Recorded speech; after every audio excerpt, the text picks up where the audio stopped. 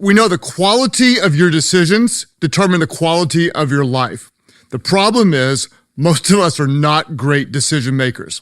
So as we launch into a new year, my goal is to help set you up for the best year of leadership impact ever. To do so, we'll devote the next 2 teachings to, I'm calling it, the art of strategic decision making. Why do your decisions matter so much? Because the quality of your decisions determines the quality of your life. The problem is that many of us are not great decision makers, right? What do? Well, we eat more than we should. We decide to buy things we can't afford. We waste time. We procrastinate. We say things we regret. We end up making permanent decisions based on temporary emotions. Because this is such an important subject, we're going to devote 2 episodes to help you develop your decision-making muscles. And on a side note, I wrote an entire book on this subject called Think Ahead, 7 decisions you can make today for the life you want tomorrow. What are we going to do? We're going to cover the 8 factors of great decision makers. It will take us 2 episodes to cover all 8. Let's start with the first one. The first of the 8 factors of great decision makers. Number 1, I would suggest to develop your decision-making muscles. Number 1, avoid either or scenarios as often as possible. As often as you can, when someone comes in and says, hey boss, should we do this or that? And they give you 2 options. As often as possible, expand the options. Avoid either or scenarios, because the truth is there are rarely ever only 2 options. And the challenge is whenever you're boxed in, you often miss multiple other or better ideas. For example, someone comes in and says, hey, should we add a new staff member or not? Should we fire this underperforming leader or not? Should we start a new church campus or not? Well, they give you 2 options, and I would say avoid either or options as often as possible. Expand your options. For example, if they say, should we add a new staff member or not? You can ask them additional questions. For example, like, well, what if we, instead of an either or, what if we maximized another 2 team members that are currently on the team who have margin to add more value? Or if you're in a nonprofit, you might say, well, what if we utilize more volunteers? Or you might say, okay, hey, instead of adding 1 staff member or not, what if we added 2 part-time roles? Or what if we outsourced this and used that strategy instead? If they say, should we fire this underperforming leader or not? Before you try to answer that question, I would ask, are you clear on why that leader is underperforming?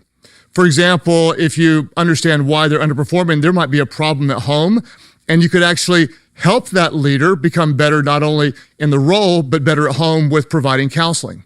Or maybe she's a leader that's under-resourced and doesn't have what she needs to be good at what she does. Or maybe he's a good player, but he's in the wrong role. If you move him to a different team, he might do even better. Don't get stuck in the either or.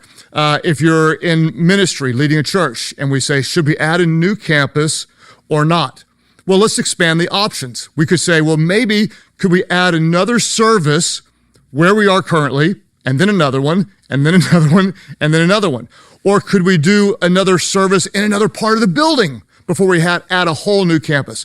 Or could we beef up our online ministry impact? Or could we partner with another church and use their building on a Saturday night? Or we might say you're actually thinking too small. Why would you just add 1 campus? Maybe you'd need to add 3 and not 1. So what are we going to do? To really become better decision makers as often as possible, number 1, avoid either or scenarios. The second factor is this. Number 2, I would suggest that you decide when you're going to decide. Decide when you're going to decide. And here's what I know about most leaders, including me. We tend to put off whatever is not easy. If we have a difficult decision to make, we tend to procrastinate that. Some of you are so good at it. You've got the spiritual gift of procrastination, right? What do we know about procrastination? Well, Procrastination is the number one enemy of progress. And we've all done this. We have a decision to make, and it's not easy, so we tend to put it off. And it's almost in our mind like we're pretending it's going to get easier to make later, or we're pretending it's going to go away. So what do? We wait. And we have to remember, please hear this, no decision is a decision. Let me say it again, because you got to believe this. No decision is a decision. I'll give you a different way to think about procrastinating just for fun. If you're going to procrastinate, because sometimes you will, I'm going to suggest that you procrastinate on purpose. What do I mean by this? This isn't passively delaying your decision. This is actively and intentionally holding your decision for what I would call a designated decision time. You're not just procrastinating because you don't want to get to it. You're actually procrastinating on purpose. And I'll explain. Chances are, as a leader, you probably have some form of a to-do list. Here's all the stuff that I have to do. I would suggest that you also create not just a to-do list, but also a to-decide list. Why do you want a to-decide list? Because most of us, what do? We keep the decisions that we need to make in our head. They're all up in our brain. And something happens when we record them on paper or on your phone or online. It frees your brain. Now your brain isn't subconsciously processing it and holding the decision. I've got to make it. It's keeping me awake at night. But you've put it down somewhere. It's recorded. And then, just as you have a scheduled time for so many different things, you might have a scheduled time for one-on-one meetings with your top leaders, or you've got a scheduled time to brainstorm, or you've got a scheduled time to make your sales calls. I would suggest that you schedule a decision-making meeting with yourself or with whoever you need to make the decision. So what do? Unless I have to make a decision in the moment, I save all of my decisions until Thursday. Why Thursday? The reason is because my top priority is preparing the message that I preach on the weekend, and I want my mind cleared of the weight of the message that I'm preparing early in the week, and I'll make my decisions as often as possible on the same day. Now, you know your rhythms, and they're going to be very different from mine. Maybe your mind is clearer early in the week or early in the day, so you might want to make your decisions early Monday morning. Others of you want to have certain tasks done, so you want to make your decisions later in the day or later in the week when your mind space is finally freed up. So for me, late in the week works best, and what happens is my assistant comes in with a bulk of decisions to make. Now, what does this do? By bulking the decisions together, so we have a decision-making time, what we do is I'll make one decision, and suddenly it seems to become easier to make the next decision. What are we doing? We're creating what I call decision momentum. When I make one decision, I feel two things immediately. What do you feel when you finally make a difficult decision? You feel both relief and you feel some form of confidence, like, I made one, and I made one, right? And so after making one, it seems like the next one comes a little bit easier. So not only will I designate or block off decision-making time, but occasionally what I'll do is I'll define what I call artificial deadlines. What would that be? It's a deadline, but it's not a real deadline. It's a self-imposed deadline. In other words, I may not need to make a decision for 2 weeks, but instead what I'm doing is I'm committing to make this decision by Thursday at 2 p.m. Now, why would I do this? Why would I decide early? I've heard some people teach this. They'll say, wait until the very last possible minute to decide. Wait until you absolutely have to decide. I would suggest that's not the wisest approach for many reasons. One of the big reasons is because the weight of unmade decisions slow your progress. Your mind just gets stuck and you feel the ongoing pressure. And what do we know about holding decisions and slow decision makers? We know this, that you will never see a fast-growing organization led by slow decision makers. Let me say it again. You will never, ever see a fast-growing, high-impact organization led by slow decision makers. Now, I am not telling you to be impulsive. I am telling you to be decisive. So here's a strategy. We're going to bulk decisions. When we do, that will hopefully create some decision momentum. Then we're going to keep decisions flowing so progress flows as well. And you may say, but Craig, I'm not sure about what decision to make. I'm just not quite 100% sure. And I would suggest to you that if you wait until you're 100% sure, you will likely be too late. So the 8 factors. Number 1, we're going to, as often as possible, avoid either or scenarios. Number 2, we're going to decide when to decide. Number 3, I'm going to suggest that you become your own personal advisor, that you become your own advisor. And I do this often. I'll be stuck on something and I simply can't make a decision. So what I'll do is I'll pretend that someone else is asking me advice about the very thing that I'm trying to decide. Why does this work? Why is it an effective strategy? Because looking at your situation from someone else's perspective, it separates your emotions from the situation. What happens? We become emotionally attached. We're too close to certain decisions because we care so much. And so let's say there's a team member that just hasn't been effective. And so this team member moved from one role, you moved into another, you moved into another. They've been in 3 different roles where you're trying to help them succeed and they're still not succeeding. And you can't decide, what do I do with this person? So I might say, well, if someone else asked me, what do I do with a team member that's been moved 3 times? I can't decide what to do. What would I tell them? I would tell them there's a common denominator, and that is that this team member isn't thriving anywhere. And so you have a problem with an underperforming team member that hasn't succeeded anywhere. And then I would tell them, you got to deal with the problem. And if you don't deal with the problem, then that team member is no longer the problem. You're now the problem. All of a sudden there's clarity. I love this team member. I want them to succeed. I'm trying. I'm too emotionally attached. If I separate myself from the emotions and start to advise myself, it gives me clarity. It gives me more objectivity. So to advise yourself, there are 2 really, really good questions that you could ask. The first question you could ask is one Andy Stanley teaches, and that is this. You're going to ask yourself, what would a great leader do? In a situation like this, what would a great leader do? And this is a very effective question you can ask in your parenting or in your relationships or other decisions. What would a great mom do? Or what would a great husband do? Or what would a great follower of Jesus do? What would a great leader do? The second question is very effective as well, and that is this. What would my successor do? If someone else took over my role from the outside and they came in and faced this situation, what would my successor do? What do these questions do to help you move forward?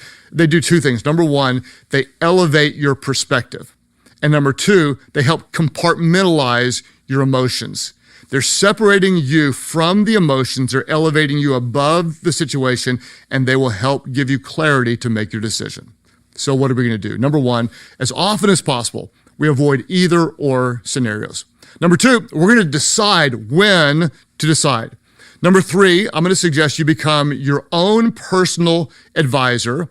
Now, we're going to group 4 and 5 together.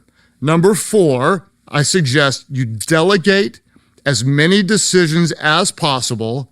And number 5, increase your tolerance for mistakes. Delegate as many decisions as possible and increase your tolerance for mistakes. Let's talk about the first one. Delegate as often as you can. And you might say, now wait a minute, isn't delegating decisions risky? And the answer is, absolutely it is. Yes, I'm not going to lie to you. In the short run, delegating important decisions to inexperienced decision makers is risky. But let me tell you what's way more risky. In the long run, it is way more risky not to delegate decisions today. Why? Because if you don't delegate decisions, you won't develop leaders. If you're the only one who can make most of the decisions, then here's a promise to you. Your need to control will become your greatest limiting factor. Let me say these things again. If you don't delegate decisions, you will not develop leaders. And your need to control will become, and for some of you, this is where you are today. It is your greatest limiting factor. So if we're delegating decisions, if we're trusting other people to make very important decisions, that raises the question, how many decisions should the leader make? How many decisions should you make as a leader? And before I answer that question, I'd ask you a couple of questions. And I'd ask you, first of all, how big of an organization do you want to lead? And secondly, how big of a difference do you want to make? Because if you want to lead a big organization with great leaders, and you want to make a very real and significant big difference, then how many decisions do you want to make? And the answer is, you want to make as few of decisions as humanly possible. You say, okay, Craig, I'm with you. Walk me through this. How do I delegate a decision to someone who's an inexperienced decision maker? Let's go back to the previous idea. To delegate more decisions, we must increase our tolerance for mistakes. We talked about that. If we're going to delegate more decisions, we have to increase our tolerance for mistakes because people may make some wrong decisions. And you may say, like, why in the world would we have any tolerance for mistakes? Don't we want to avoid all mistakes? And the answer is actually, we really don't. Why? Because you can't grow anything if you don't take risks.